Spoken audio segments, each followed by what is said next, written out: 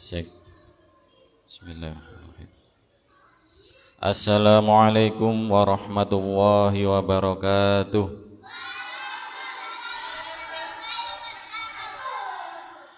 Maulaya sholli wa sallim daiman abada ala habibika khairil khalqi kullihim huwal habibul ladzi turja syafa'atuhum likulli haulim minal ahwali muqtahamin ya Rabbi bil Mustafa balligh maqasidana waghfir lana ma madha ya wasi'al karami. A'udzu billahi minasyaitonir rajim. Bismillahirrahmanirrahim. Alhamdulillahi rabbil alamin wa bihi nasta'inu ala umurid dunya waddin. Wassalatu wassalamu ala asyrafil anbiya'i wal mursalin sayyidina wa maulana Muhammadin wa ala alihi wa sahbihi ajma'in. Rabbi shrah li sadri wa yassir li amri wahlul 'uqdatam min lisani yafqahu qawli. Raditu billahi rabba wa bil islami dina wa bi Muhammadin nabiyya wa rasula amin amin ya rabbal alamin. Bismillahirrahmanirrahim. Ila hadratin nabil mustafa Muhammadin sallallahu alaihi wasallam wa alihi wa azwajihi wa dzurriyyatihi wa nahusu khususan ila sultan Syekh Abdul Qadir Jalani radhiyallahu an wa nahusu khususan ila muassis masjid Al-Hikmah Samun Jombang wa nahusan ila ruhi Syekh Muhammad Syakir mu'allif hadzal kitab ya syai'ulillahi lahumul fatihah.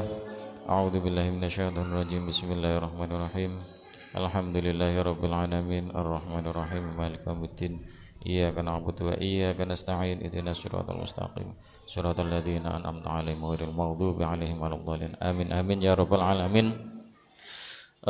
Untuk ngaji ngabuburit hari ini kita mengulang sedikit materi yang sudah saya sampaikan kemarin,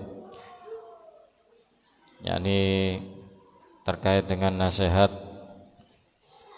guru kepada muridnya ya. Bab yang pertama ad-darsul awal nasihatul ustadzi litilmidhi, yakni nasihat guru kepada muridnya.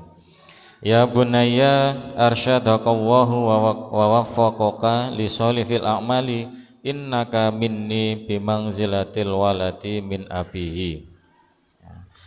Wahai anakku, semoga Allah subhanahu wa ta'ala menunjukkan kamu kepada amal soleh.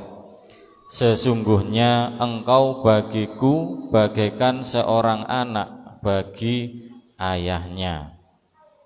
Nah, ini kedudukan murid di sekolah kalau diibaratkan ya, itu bagaikan anak yang berada di samping ayahnya. Seorang guru adalah pengganti orang tua di rumah. Jadi kalau di rumah kemarin orang tua sampean, yo bapak sampean, yo ibu sampean. Tapi kalau sudah berada di madrasah, kalau sudah berada di sekolah, orang tua sampean adalah guru sampean. Di majelis ilmu baik formal non formal, guru adalah penanggung jawab dan penuntun kepribadian bagi murid-muridnya. Ya, kalau sudah di madrasah, kalau sudah di sekolah, sampean itu sudah menjadi tanggung jawabnya guru. Kalau di rumah, tanggung jawabnya siapa? Orang tua, yakni bapak dan ibu sampean.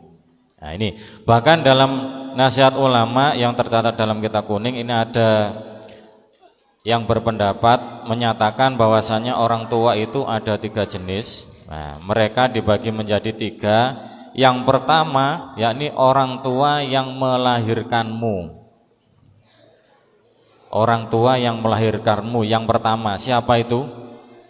Orang tua yang melahirkanmu siapa? Ibu, betul. Nah, yang pertama yakni orang tua yang melahirkanmu yakni ibu. Yang kedua adalah orang tua yang mengawinkanmu. Siapa? Ya, bener ayah sampean.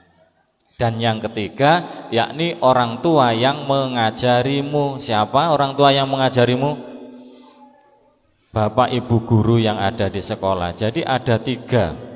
Nah, orang tua kita ada 3. Yang pertama yakni orang tua yang melahirkanmu, yang melahirkan sampean, yakni ibu sampean. Yang kedua adalah orang tua yang mengawinkan sampean kelak nanti kalau sampean sudah besar, sudah dewasa, yakni bapak sampean. Dan yang ketiga adalah orang tua yang mengajari sampean. Siapa? Yakni bapak ibu guru sampean. Ini ya surnuni an aroka sahihal binyati qawiyal idraki zakiyal qalbi muhadzabal akhlaqi. Nah, ini aku senang, ini guru ya. Aku senang melihatmu sehat badannya, cerdas otaknya, bersih hatinya, mulia akhlaknya. Jadi kalau tadi sampean kalau di sekolah itu diibaratkan sama gurunya sebagai seorang anak yang berada di sampingnya, di samping ayahnya, otomatis guru sampean akan senang ketika melihat sampean sehat, ora penyakitan, ora loro-loron. Kemarin kalau saya contohkan sekolah guwelek gak melbu mergo loro, boloro temenan, boloro bijuan. Tapi biasane akeh-akeh iku loro-loroan, alasan biasanya ya. Nah, jadi Bapak Ibu guru sampean akan senang ketika sampean itu memiliki jiwa yang sehat, badan yang sehat. Yang kedua, cerdas otaknya. Nah, coba tak takok. Misalkan sampean kalau di sekolah pinter, nek ditakoki gurune jawab, kira-kira guru sampean iku seneng apa sedih? Kalau misalkan sampean ketika belajar di sekolah, belajar di madrasah, ketika guru sampean bertanya ke sampean, sampean langsung jawab, kira-kira guru sampean iku seneng apa malah susah? Seneng ya. Nah, itu. Jadi guru sampean akan seneng ya ketika sampean cerdas, pinter. Nah, nek gurune sampean seneng, otomatis orang tua sampean yang ada di rumah itu juga ikut senang. Nah, itu loh kan di awal tadi diibaratkan. Kemudian yang ketiga, bersih hatinya, ora mangkelan. Terus apa meneh? Bersih hatinya ya. Kemudian mulia akhlaknya, akhlake sing apik-apik. Nah, ini guru akan merasa senang. Berikutnya, muhafizun alal adabi ba'idan alal fushi fil qaul latifal muasyarati mahbubam min ikhwanika. Menjaga tata krama. Nah, ini berikutnya, guru akan senang ketika sampean menjaga tata krama sampean. Kalau di depan guru, kalau berbicara harus pakai bahasa yang bagus. Kau nggak boleh pakai bahasa yang kasar. Guru kalau berbicara sama gurunya yo, Bu ngapunten, ojo kon lah, itu nggak boleh. Nah, berarti dia memiliki akhlak yang jelek, akhlak yang tercela. Nah ini tata kramanya kurang. Kemudian jauh dari perkataan buruk. Jauh dari perkataan buruk kemarin ya gak misoan. Nah itu guru akan senang. Lembut pergaulannya, disukai teman-temannya. Ini kalau sampean berteman dengan teman sampean, kekancane sing apik, ora jiwiti, ora jalui, ora nunyui. Terus apa meneh biasane iku lolokan bapak. Lah iki sing sewering iku lolokan bapak. Nah, itu nanti tidak disukai oleh teman sampean, malah dibenci oleh teman sampean. Otomatis guru juga tidak suka. Nah, berikutnya tuasil fuqara'a wa tushfiqu 'ala du'afa taghfiru zallati wa ta'fu 'anis sayyi'at. Ini menyayangi orang-orang fakir dan membantu orang-orang lemah. Ya, menyayangi orang-orang fakir dan membantu orang-orang lemah. Nek koncone misalkan gak duwe dhuwit dewingi ya dikei. Nah, terus kalau puasa seperti ini ya memberi berbuka ya, atau memberi makan kepada yang membutuhkan, pada yang mau berbuka ya. Nah, ini wala tufarid, ini belum. Nah ini menyayangi orang-orang fakir dan membantu orang-orang lemah. Kemudian mengkampuni kekhilafan dan memaafkan kesalahan. Lah nek koncone duwe salah ya dimaafkan ya. Ora terus marunu mangkel. Atine mau angkel awas kon ya. Nah, enggak boleh seperti itu ya. Jadi murid yang memiliki akhlak bagus ya, kalau temannya memiliki kesalahan ya dimaafkan. Berikutnya wala tufarrid fi sholatika wala tuhmil fi ibadati rabbik. Nah, ini kemarin yang terakhir, guru akan senang ketika sampeyan tidak meninggalkan sholat dan tidak mensia-siakan ibadah kepada Tuhanmu. Nah, ini guru akan senang ketika sampeyan tidak meninggalkan sholat. Nah, apa meneh sholat 5 waktu sing wajib itu enggak boleh ditinggalkan. Nah, dan tidak menyia-nyiakan waktu untuk beribadah kepada Allah. Nah, ini omong nek dikongkon wong tuane ndang salat ya ndang salat, gak usah ngenteni saksik. Nah ini. Nah, ini tadi ya, untuk penjelasannya lebih jelasnya seperti ini. Guru mana yang tidak senang melihat seorang siswa, muridnya atau santrinya itu menampilkan akhlak dan rasa sosial yang baik? Orang tua mana yang tak bahagia melihat anaknya berpenampilan bersih dan rapi? Pasti orang tuanya senang, bapak ibu gurunya juga senang kalau melihat murid-muridnya itu memiliki akhlak yang baik serta memiliki jiwa sosial yang baik. Nah, dikala zaman sekarang, bagaimana melihat seorang siswa, seorang pemuda-pemudi menolong sesama, memberikan bantuan pada masyarakat yang membutuhkan? Tentu menjadi sebuah pemandangan yang menyejukkan di mata dan di hati. Di masa pandemi seperti ini sudah nggak pandemi ya.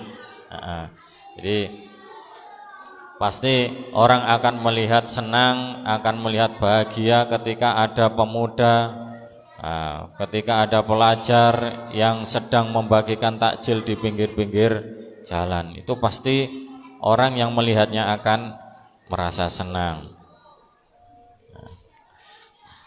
Nah, di saat ini melihat seorang pemuda-pemudi mampu menjaga pergaulannya dan menjaga ibadah wajibnya, itu juga sudah cukup baik. Nah, seperti yang saya katakan tadi, jadi kalau berteman dengan teman itu ya carilah teman yang baik. Nih. Kemudian menjaga ibadah wajibnya, sholat wajib 5 waktu kudu dilakoni. Nah ini godaan saat ini bukan hanya dalam bentuk nyata tapi juga virtual yang tak lagi mengenal waktu dan batas. Nah, apa menenek wis kena game online. Nah, nek wis dikongkon sembayang mesti bulet ae. Sik Bu tak tutupne gameku iki gorong mari. Nah, dilungkas. Lah ini iki sing gak diolehi. Wong tua gak seneng, apalagi ibu guru, bapak ibu guru juga tidak senang. Nah, ini. Nah, ini contohnya salah satu jamurnya game online ya, hingga yang bersangkutan lupa waktu, yang lebih bahaya informasi hoax. Ini sudah banyak bertebaran sehingga rawan menyesatkan. Jadi kalau bermedia sosial tolong dihati-hati. Awane arek saiki cilik-cilik ngene iki wis ngerti game online, wis ngerti internet, wis iso nyekel HP. Lahir procot cekelan HP. Ya. Wis ngerti, tangane wis lincah gawe HP. Nah, ini didengarkan ini ya. Berikutnya ya bunayya in kunta taqbalu nasihata nasihin fa ana ahaku man taqbalu nasihatan. Ana ustadzuka wa muallimuka wa murabbi ruhaka. Ya bunayya in kunta taqbalu nasihata nasihin fa ana ahaku man taqbalu nasihatahu. Wahai anakku, bila kamu mau menerima nasihat orang lain, maka akulah orang yang paling berhak kamu terima nasihatnya. Siapa dia? Yakni ana ustadzuka wa muallimuka wa murabbi ruhaka. Yakni akulah adalah gurumu. Jadi jika sampean mau menerima nasihat orang lain, maka akulah orang yang paling berhak kamu terima nasihatnya ketika di madrasah, ketika di sekolah. Siapa dia? Dia adalah gurumu. Akulah pengajarmu dan akulah pendidik ruhmu. Nah, jadi bila sampean mau menerima nasihat dari orang lain, menerima nasihat dari orang lain ya, kalau di rumah jelas yang dapat kita terima nasihatnya adalah orang tua, bapak ibu kita. Tapi kalau misalkan orang lain ya, orang lain yang dapat kita terima nasihatnya, orang lain yang dapat kita terima nasihatnya yakni orang tua yang mengajarimu. Siapa dia? Yakni bapak ibu gurumu. Ini la tajidu ahadan ahrasa ala manfaatika wa salahika minni. Kamu tidak akan menemukan orang yang lebih menginginkan kemanfaatan dan kebaikanmu daripada aku. Jadi tidak ada orang yang menginginkan kemanfaatan dan kebaikan dari seorang siswa, dari seorang murid, kecuali yakni bapak ibu gurunya. Ini. Ya bunayya inni lakana sukun amin faqbal ma ulqihi alaika minan nasaih. Wahai anakku, aku bagimu adalah penasehat yang terpercaya, maka ambillah nasihat-nasihat yang aku berikan kepadamu. Nah ini, jadi guru itu adalah penasehat yang terpercaya ketika sampean berada di madrasah, ketika sampean berada di asrama, di sekolah maaf, di madrasah, di sekolah, di pondok juga sama ya. Jadi guru itu adalah penasehat yang terpercaya. Jadi maka ambillah nasihat-nasihat yang diberikan oleh bapak ibu gurumu. Ini. Wa'mal bihi fi huduri wa bainaka wa baina ikhwanika wa baina nafsik. Dan laksanakan nasihat itu saat di hadapanku dan saat bersama teman-temanmu dan saat kamu sendiri. Ketika sampean dinasehati sama bapak ibu guru sampean, ya dilaksanakan, dilakukan. Syukur-syukur di hadapan bapak ibu guru sampean. Nah, ini berada di depan bapak ibu guru sampean, kemudian ketika sampean bersama-sama dengan teman sampean dan ketika sampean sendiri. Makanya tadi di awal bapak ibu guru sampean senang ketika melihat sampean berbadan sehat, kemudian cerdas, kemudian memiliki akhlak yang baik, kemudian ketika bergaul dengan temannya itu bergaul dengan yang baik, nah, itu guru akan senang. Berikutnya ya bunayya idza lam ta'mal binasihati fi khalwatika faqallama tuhafidhu 'alaiha baina ikhwanik. Wahai anakku, bila engkau tidak mengamalkan segala nasihatku dalam kesendirianmu, maka engkau tidak akan dapat mengamalkannya dikala bergaul dengan teman-temanmu. Nah ini akhir-akhirnya ya.